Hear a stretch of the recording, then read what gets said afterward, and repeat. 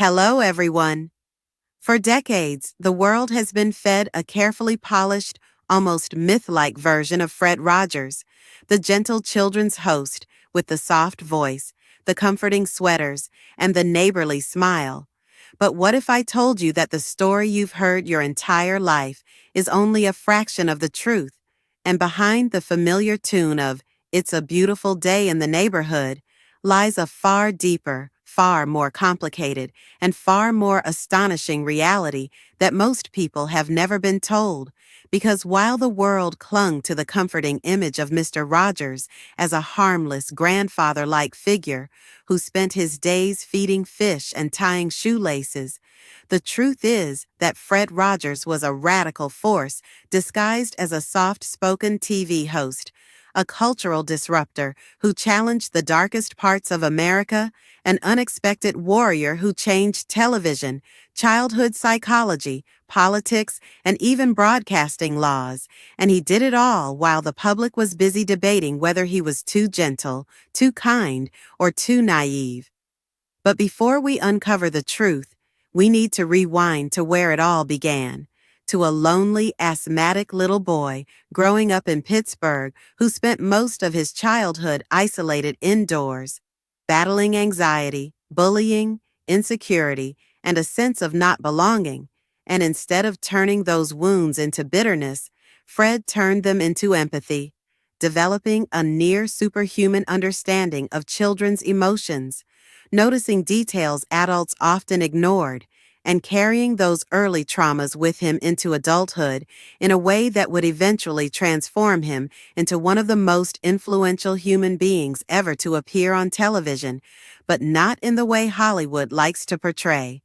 Because the biggest lie you've been told about Mr. Rogers is that he was simply nice, when the truth is he was strategic, intentional, and quietly rebellious, entering the world of children's TV, not to entertain, but to protect, to defend, and to reform an industry he believed was harming the psychological health of millions of kids, an industry he saw filled with noise, violence, and cheap emotional manipulation.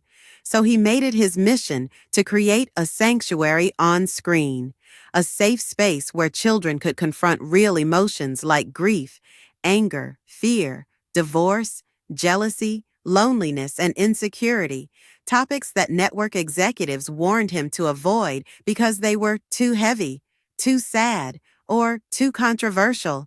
Yet Fred refused to back down, turning Mr. Rogers' Neighborhood into a kind of emotional boot camp for kids, teaching them how to process feelings most adults never learned to handle. And while audiences adored him, the industry behind the scenes mocked him, calling him outdated, boring, a relic, a caricature of innocence, and yet none of them understood that Fred Rogers was playing a deeper game.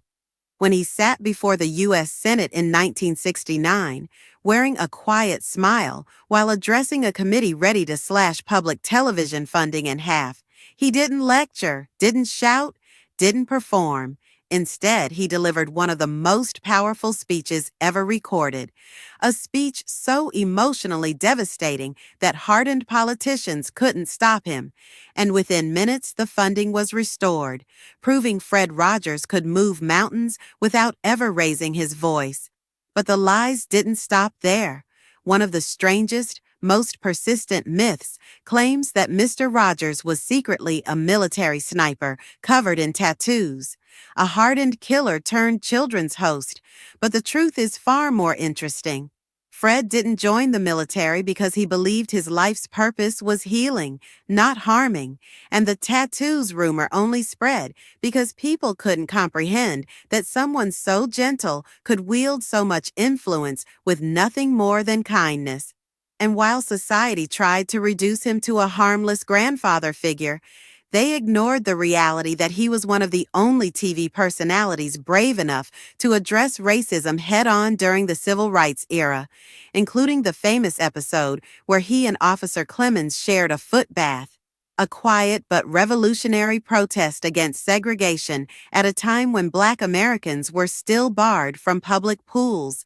Yet even this story is simplified today, because behind the scenes, Fred Rogers and Francois Clemens struggled through incredibly painful conversations about identity, sexuality, acceptance, and survival in an era where being openly gay on television could end a career instantly. And while Fred didn't always get things right, he never stopped trying to learn, to grow, and to understand, evolving over decades in ways the public rarely saw.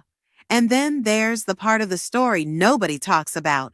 Fred carried enormous emotional weight behind the quiet smile, often going home and deeply affected by the tragedies he tried to explain to children, from the Challenger explosion to the Vietnam War to national violence and economic despair, shouldering responsibility no other TV host dared to take, because he knew that if he didn't help children understand the world's darkest moments, someone else would fill the silence with fear, misinformation, or cruelty.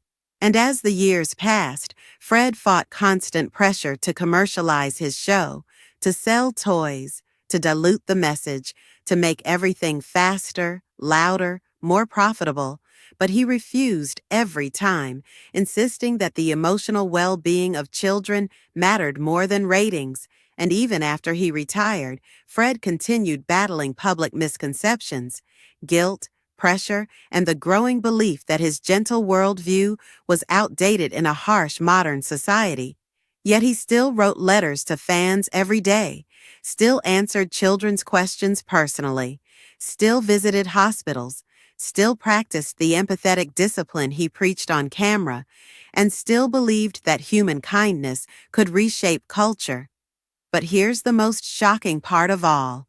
When Fred Rogers died in 2003, a massive wave of misinformation, mockery, and cynical jokes spread across the internet, fueled by people who couldn't believe someone like him could truly exist.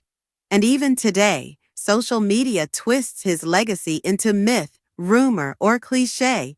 But the truth, the real truth, is that Fred Rogers was not simply a children's host, not a harmless man in a sweater, not a mild-mannered personality from a forgotten era. He was a revolutionary disguised as a neighbor, a psychological visionary disguised as a friend, a cultural warrior who fought for children's emotional safety at a time when nobody else would.